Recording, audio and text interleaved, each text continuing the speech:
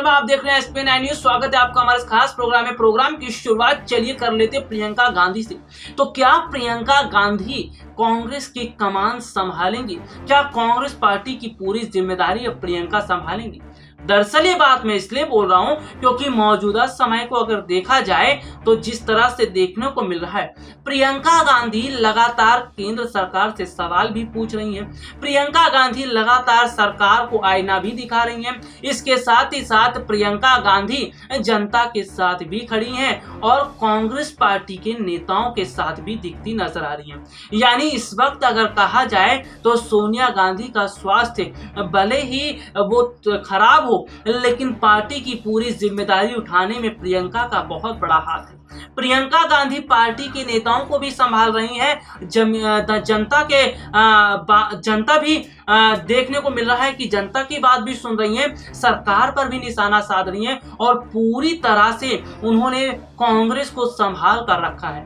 कांग्रेस को जिस तरह से संभाल कर रखा है प्रियंका गांधी ने, उसे देखकर ऐसा लग रहा है कि आने वाले समय में पूरी पार्टी की जिम्मेदारी ही प्रियंका के कंधों पर दे दी जाएगी, क्योंकि प्रियंका गांधी हमेशा से पार्टी के साथ रही हैं। और जिस तरह से मौजूदा समय की मैं बात कर रहा हूं, तो यहां पर देख कर स्थिति ऐसा लग रहा है कि राहुल और प्रियंका दोनों ने पार्टी की स्थिति को संभाल रखा है, लेकिन प्रियंका गांधी जो एक्टिव नजर आ रही हैं, पार्टी के साथ जो जुड़ती नजर आ रही हैं, इसका बड़ा प्रभाव कांग्रेसी नेताओं पर पड़ रहा है और उनका आत्मविश्वास भी बढ़ रहा है। चलिए एक रिपोर्ट आपको दिखाते हैं कि प्रियंका गांधी क्या वाकई में आने वाले समय में पार्टी की जिम्मेदारी संभालेंगी और किस तरह से प्रियंका के सवालों से इस वक्त सत्ता पक्ष के लोग घबराते नजर आ रहे हैं। देखिए ये खास रिपोर्ट।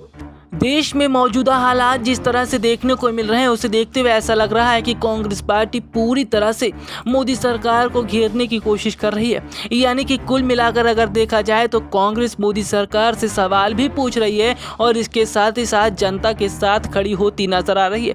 लेकिन इस बीच देखने को ये मिल रहा है कांग्रेस पूरी तरह से न सिर्फ जनता के साथ खड़ी है, बल्कि वो मोदी सरकार पर निशाना साध रही है। और इस बीच देखने को ये भी मिल रहा है कि कांग्रेस की जिम्मेदारी संभाली है प्रियंका गांधी ने।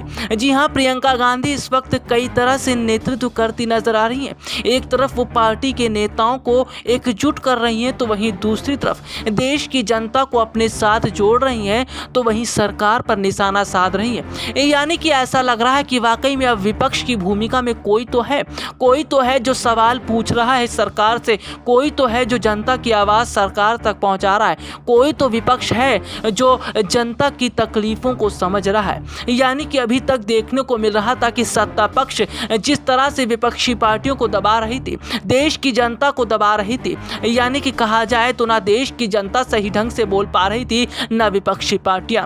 लेकिन अब स्थितियां बदली हैं। जिस तरह से केंद्र सरकार ने बड़े स्तर पर लापरवाही बरती, उसके बाद अब देश की जनता का गुस्सा सरकार पर फूट रहा है और देश की जनता सरकार से सवाल भी पूछ रही है। वहीं विपक्षी पार्टियां भी सरकार से सवाल पूछती नजर आ रही हैं। आपको बता दें कि प्रियंका गांधी ने जिस तरह से कांग्रेस पार्टी का नेतृत्व किया है, जिस तरह से पार्टी की पूरी जिम्मेदारी वो संभालती दिखाई दे रही है, इसे देखकर ऐसा लगता है कि आने वाले समय में पार्टी की पूरी जिम्मेदारी प्रियंका गांधी के कंधों पर ही दी जाएगी। भले ही बीते समय जो कई राज्यों में विधानसभा चुनाव हुए, उसमें कांग्रेस पार्टी की स्थिति कुछ खास देखने को नहीं मिली, लेकिन अगर कहा जाए तो जिस तरह से देखने को मिल रहा है कि उसके बावजूद भी प्रियंका और राहुल ने पार्टी की पूरी जिम्मेदारी संभाल रखी है। पार्टी को जिस तरह से जोड़ते नजर आ रहे हैं और जिस तरह से पार्टी के लिए काम कर रहे हैं, इसका मतलब ये है कि आने वाले समय में कांग्रेस पार्टी दोबारा मजबूत होती दिखाई देगी। सबसे बड़ी बात तो यह है कि कांग्रेस ये बात जानती है कि अगर वक्त रहते उन्होंने स्थितियों को नहीं संभाला, अगर वक्त रहते उन्होंने सही ढंग से स्थितियों पर काम नहीं किया, तो इसका बहुत बड़ा नुकसान आने वाले समय में उन्हें उठाना पड़ सकता है। यानी कि कुल मिलाकर अगर देखा जाए तो फिलहाल कांग्रेस पार्टी पूरी तरह से तैयारी करती नजर आ रही है और कहीं ना कहीं देखा जाए तो कांग्रेस पार्टी जिस तरह से जनता के साथ जुड़ रही है, प्रियंका गांधी लोगों की आवाज़ को उठा रही है, न सिर्फ मोदी मोदी सरकार से सवाल पूछा जा रहा है, बल्कि उत्तर प्रदेश के मुख्यमंत्री योगी आदित्यनाथ से भी सवाल पूछा जा रहा है। आपको बता दें, उत्तर प्रदेश में अगले साल विधानसभा चुनाव होने वाले हैं और अगले साल के चुनाव से पहले प्रियंका गांधी का बड़े स्तर पर आना, उत्तर प्रदेश में जिस तरह से लोगों के साथ जुड़ना, ये बताता है कि प्रियंका गांधी अब पूरी तरह से तैयार हैं। जी हाँ, ये बताता है कि प्रियंका गांधी किस तरह से बड़े स्तर पर लोगों के साथ जुड़ती नजर आ रही हैं और इसका बहुत बड़ा प्रभाव आने वाले समय पर भी देखने को मिलेगा। सबसे बड़ी बात तो यह है कि प्रियंका गांधी इस कोशिश में है कि अब जनता का साथ उनके साथ हो जाए, यानी जनता उनके साथ मिल जाए, जिससे कांग्रेस पार्टी दोबारा मजबूत हो। और अब देखने को मिल रहा है कि कांग्रेस पार्टी दोबारा एकजुट होती नजर आ रही है। पार्टी के नेता पूरी तरह से प्रियंका के साथ जुड़ चुके हैं और वही काम कर रहे हैं जिस तरह से प्रियंका बता रही हैं। यानी कि देखा जाए तो अब प्रियंका न सिर्फ नेताओं को जोड़ती नजर आ रही हैं, बल्कि सरकार पर भी निशाना साध रही हैं। ऐसे में आने वाले समय में देखना होगा कि क्या वाकई में कांग्रेस पार्टी की स्थितियां बदलेंगी, और क्या स्थितियां बदलेंगी तो इसका बहुत बड़ा फायदा कांग्रेस पार्टी को होगा।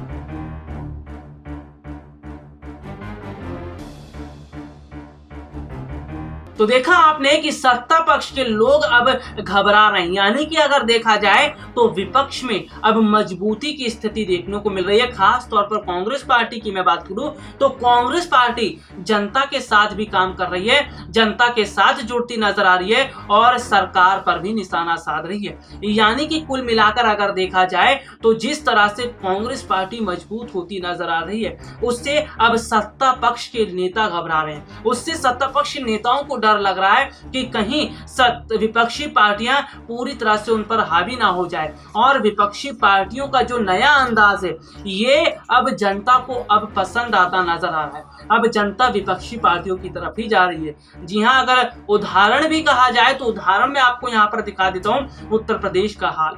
उत्तर प्रदेश में विपक्ष मजबूत हुआ, समाजवादी पार्टी जो विपक्ष की भूमिका निभा रहा था मजबूत हुआ। इसके अलावा मैं बात कर लेता हूं मध्य प्रदेश की, वहां उपचुनाव हुए, कांग्रेस विपक्ष में है, कांग्रेस ने उपचुनाव जीता। यानी कि विपक्ष अब मजबूत हो रहा है और विपक्षी पार्टियों की शक्ति को देखकर अब यहां पर सत्ता पक्ष के लोग डरते घबराते नजर आ रहे हैं और साफ पता चल रहा है कि सत्ता पक्ष के लोगों को डर इस बात का है कहीं ऐसा ना हो कि आने वाले समय का पूरी तरह से जो मूड है जनता का वो बदल जाए और सत्ता पक्ष के लोग जो तमाम दावे कर रहे थे वो विफल हो और विपक्षी पार्टियों को फायदा मिले। देखते हैं आखिरकार क्या स्थिति रहती है आगे और किस तरह से चुनावी माहौल रहता है। फिलहाल के लिए आज मुझे इजाजत दीजिए, नमस्कार।